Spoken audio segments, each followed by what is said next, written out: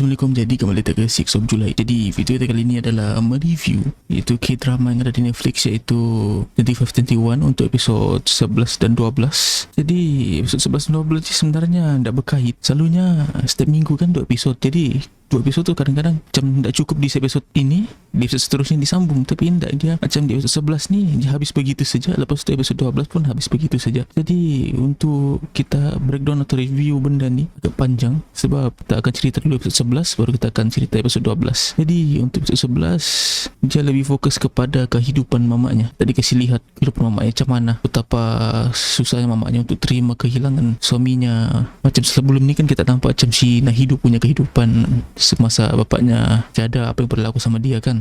Macam mamanya pulau kan dia kadang-kadang jarang ditegur. Tapi kali ni kita akan lihat mamanya, yang dimana kita akan lihat macam mana mamanya punya pendirian yang dimana kita boleh lihat betapa profesionalnya mamanya. Dalam keadaan mabuk pun boleh mengulas berita tergempar dia boleh ulas begitu smooth tanpa ada efek-efek punya tengah mabuk. Dan lepas tu setiap kali dia ingin mengulas untuk berita gempar atau berita-berita harian, dia memang akan menangis. Dia akan menangis sebab benda tu macam dia terpaksa muka tegang, orang bilang muka tegang. Jadi bila sebelum dia pergi di studio, dia macam di bilik persalinan, dia akan berlatih untuk kawal suaranya semua sebelum dia keluar ke studio. Dan dalam cerita ni pun kita ada filler-filler sikit yang dimana kawan dorang si Nahidu, si Yurim, itu si Yejin, yang ingin berhenti daripada, orang bilang bukan pedang ni, tapi coachnya marah. Dia bilang, kenapa kamu berhenti begini kan. Jadi ada satu syarat dibagi sama si Yejin, iaitu kalau kamu berhenti, kamu mesti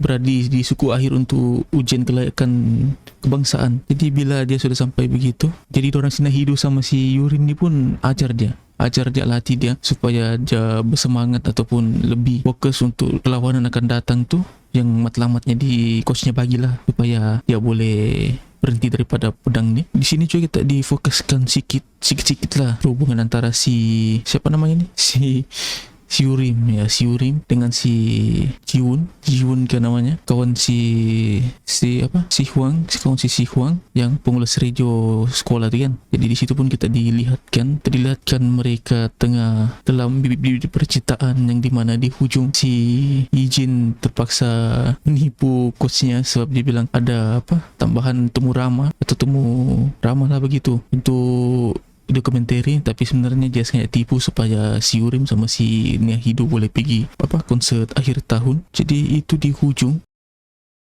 Jadi untuk episod 12 di mana si Seung-wan ada masalah dengan guru disiplin.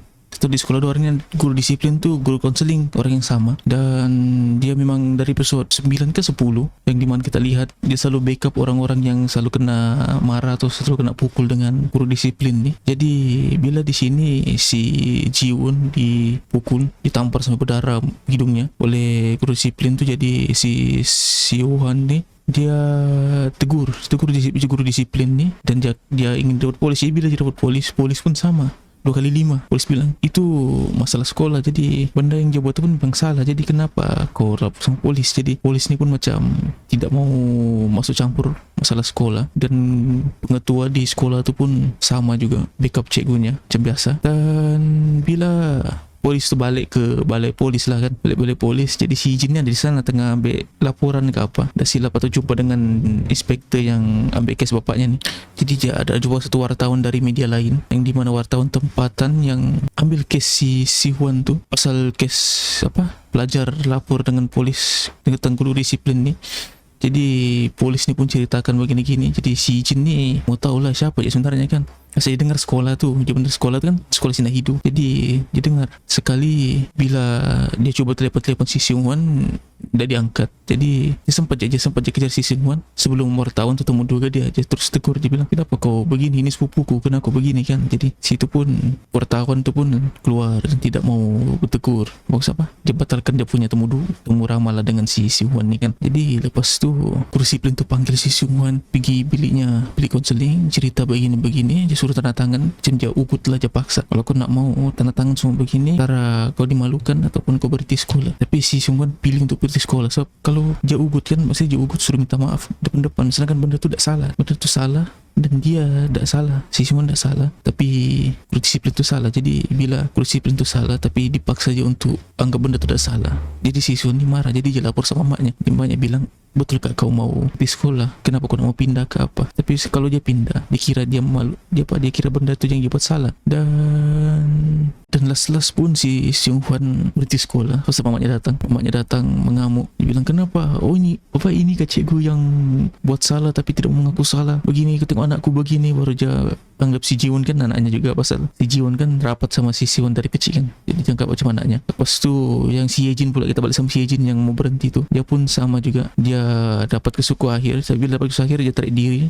Coachnya bilang mata 8-nya sudah sampai, jadi dia tarik diri dan dia bagi pulang dengan orang lain. Lepas tu dia berhenti dan dia ingin buat roti. Dia macam buka bakery lah ceritanya. Dan si Sungun pun berhenti. Tapi bila dorang keluar dari pagar tu, ada si Nahido sama si Yurim sambut dorang. Dan ada Lilin begitu suruh tiup. Lepas tu anjak tahu berapa bulan kemudian, yang dimana penghujung tahun lah, sebelum masuk tahun 2000. Dan si Nahido pula kan masih budak-budak kan, jadi kan bilang masih pemikirannya, pasal ada keluar lagi berita pada tahun 2000 begini, dunia akan hancur lah begini kan. Jadi orang ni budak-budak semua macam percaya. Jadi si Jin ni kan kasih takut lagi. Saya takut. Lepas tu orang lain balik. Si Nahido bilang dia tak balik sebab ibunya belum balik lagi. Jadi ibunya belum balik, jadi dia stay sekejap di rumah si Jin. Jadi bila kita cerita pasal dunia mau hancur tahun 2000 dan bunyi lonceng tahun baru, ceritanya situ bunyi lonceng tahun baru, ada benda lah yang kalau nonton lah, orang tahu juga kan, kalau yang sudah nonton ni tahu lah kenapa yang ada di situ kan, pada ujung. Lepas tu habis. Lepas tu kita tunggu episod 13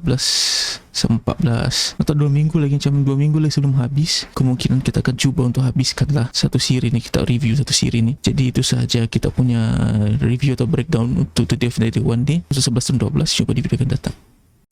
Hey guys, terima kasih kerana sudah menonton, dan yang sudah subscribe terima kasih juga, dan yang belum subscribe sila tekan butang subscribe di bawah tu dan tekan butang lonceng untuk dapat notifikasi video-video baru. Dan yang belum like sila like, dan yang belum follow Instagram sila follow Instagram, link ada di description. Itu sahaja, jumpa di video akan datang. Bye.